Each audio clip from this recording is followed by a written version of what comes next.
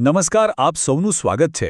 આજે આપણે ભગવદ્ ગીતાના અત્યંત ગહેન જ્ઞાનસાગરમાં એક ડૂબકી લગાવીશું. ભગવાન કૃષ્ણની એ અમર વાણીને સમજવાનો પ્રયત્ન કરીશું, જે આપણને શીખવે છે કે શોક પર વિજય કેવી રીતે મેળવવો.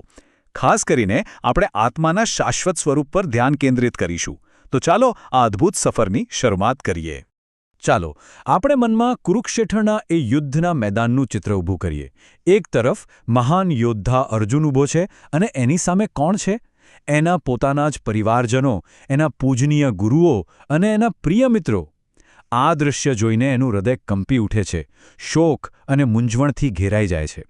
બસ કર્તવ્ય અને લાગણી વચ્ચેનો આ સંઘર્ષ એ જ ક્ષણ છે જ્યારે ભગવાન કૃષ્ણ અને અર્જુન વચ્ચેનો આ દિવ્ય સંવાદ શરૂ થાય છે. હવે અહીંયા એક ખૂબ જ રસપ્રદ વાત છે. શ્રી કૃષ્ણ પોતાની દલીલની શરૂઆત કેવી રીતે કરે છે ખબર છે? એ સીધા જ આત્મા પરમાત્માની વાતો નથી કરતા. ના, પહેલાં તો એ શોકની સમસ્યાને એકદમ ભૌતિકવાદી, એટલે કે જે લોકો આત્મામાં નથી માનતા એમના દૃષ્ટિકોણથી સમજાવે છે, જેથી કરીને કોઈના પણ મનમાં શંકાનું કોઈ સ્થાન જ ના રહે. અધ્યાય બીજો, શ્લોક 26. અથ ચૈનમ નિત્યજાતમ નિત્યમ વા મન્યસે મૃતમ તથાપિ ત્વમ મહાબાહો નૈનમ શોચિતમર્હસે. 26. તો આ શ્લોકમાં શ્રીકૃષ્ણ એકદમ અલગ જ દૃષ્ટિકોણ રજૂ કરી રહ્યા છે. એ કહે છે કે ચાલો એક ક્ષણ માટે માની લઈએ કે આત્મા કાયમ નથી અને વારંવાર જન્મે છે અને મૃત્યુ પામે છે. જો એવું પણ માનીએ તો પણ હે મહાબાહો, એટલે કે હે મહાન ભુજાઓવાળા અર્જુન, તારે શોક કરવાની કોઈ જરૂર નથી. કેમ? કારણ કે જો કોઈ વસ્તુનો નાશ નિશ્ચિત જ હોય તો પછી એના માટે દુઃખી થવાનો શું અર્થ? જુઓ, આ દલીલથી એ સ્પષ્ટ થાય છે કે ભલેને કોઈ નાસ્તિક હોય, એના માટે પણ શોક કરવો તર્કહીન છે. તો આ તર્કને હવે આગળ વધારીએ. ભગવાન કૃષ્ણ હવે જીવનના એ અનિવાર્ય ચક્ર વિશે વાત કરે છે જેમાંથી આપણે કોઈ બચી શકતા નથી. અધ્યાય બીજો, શ્લોક 27. જાતસ્ય હિ ધ્રુવો મૃત્યુ ધ્રુવમ જન્મ મૃતસ્ય ચ તસ્માદ પરિહાર્યેર્થે ન ત્વમ શોચિતુમર્હસી. 27. આ શ્લોકનો સાર તો એકદમ સીધો અને સ્પષ્ટ છે. જેણે જન્મ લીધો છે એનું મૃત્યુ નક્કી જ છે, અને જેનું મૃત્યુ થયું છે એનો ફરી જન્મ પણ નિશ્ચિત જ છે. આ તો એક એવું ચક્ર છે જેને કોઈ ટાળી નથી શકતું. તો પછી જે વસ્તુ અનિવાર્ય છે એના માટે શોક કરીને પોતાના કર્તવ્યથી કેમ વિમુખ થવું? આ એક સનાતન સત્ય છે. અધ્યાય બીજો, શ્લોક 28. અવ્યક્તાદીની ભૂતાની વ્યક્ત મધ્યાની ભારત અવ્યક્ત નિધનાન્યેવ તત્ર કા પરિદેવના. 28. જુઓ, કેટલી અદ્ભુત વાત કહી છે. બધા જ જીવો જન્મ પહેલાં ક્યાં હતા? અવ્યક્ત હતા, એટલે કે પ્રગટ નહોતા થયા.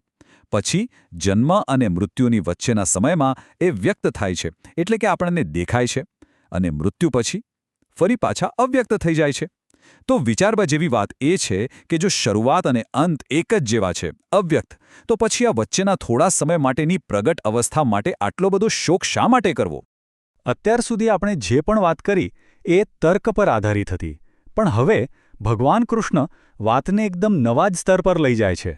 હવે એ આત્માના એવા સ્વરૂપની વાત કરે છે જે રહસ્યમય છે, આશ્ચર્યથી ભરેલું છે અને જેને સામાન્ય બુદ્ધિથી સમજવું લગભગ અશક્ય છે. અધ્યાય બીજો, શ્લોક 29. આશ્ચર્યવત પશ્યતિ કશ્ચિદેનમ આશ્ચર્યવત વદતિ તથૈવ ચાન્યઃ આશ્ચર્યવચ્ચૈનમન્ય શૃણોતિ શ્રુત્વાપ્યેનમ વેદ ન ચૈવ કશ્ચિદ. 29.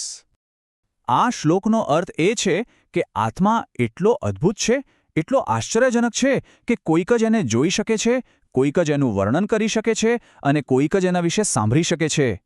અને નવાઈની વાત તો એ છે કે આટલું બધું સાંભળ્યા પછી પણ ભાગ્યે જ કોઈ એને ખરેખર સમજી શકે છે.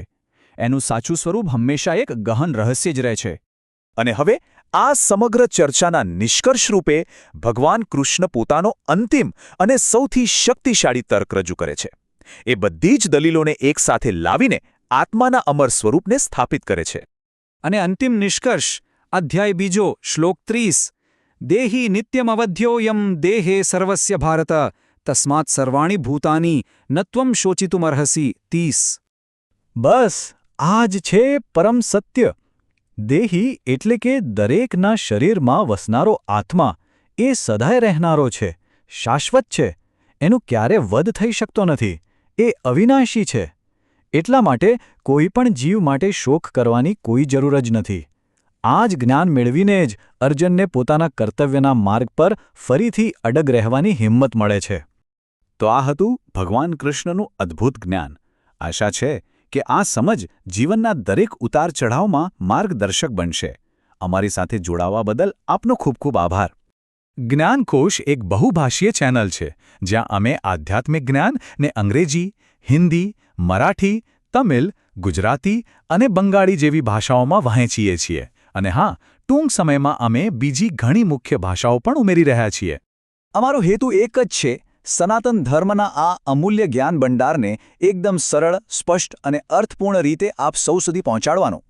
અમારી ચેનલ પર તમને શ્રીમદ્ ભાગવતમ, ભગવદ્ ગીતા, મહાભારત, લલિતા સહસ્ત્રનામ, દૈથિતેન કુરલ, મહારાષ્ટ્ર અને બંગાળના સંતોની ગાથાઓ અને આદિ શંકરાચાર્યના જીવનચરિત્ર પર દરરોજ નવી સામગ્રી મળશે.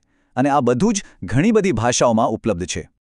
જો તમને અમારો આ પ્રયાસ મૂલ્યવાન લાગતો હોય તો જ્ઞાનકોશને સબસ્ક્રાઇબ કરવાનું ભૂલશો નહીં, જેથી અમારા દરરોજના વિડીયોઝની માહિતી તમને મળતી રહે. અને હા, આ દિવ્ય જ્ઞાનને તમારા પરિવાર, મિત્રો અને સમુદાય સાથે લાઇક અને શેર કરીને ફેલાવવામાં અમારી મદદ કરો. ચાલો આપણે સૌ સાથે મળીને સનાતન ધર્મના આ દીપને સદાય પ્રજ્વલિત રાખીએ.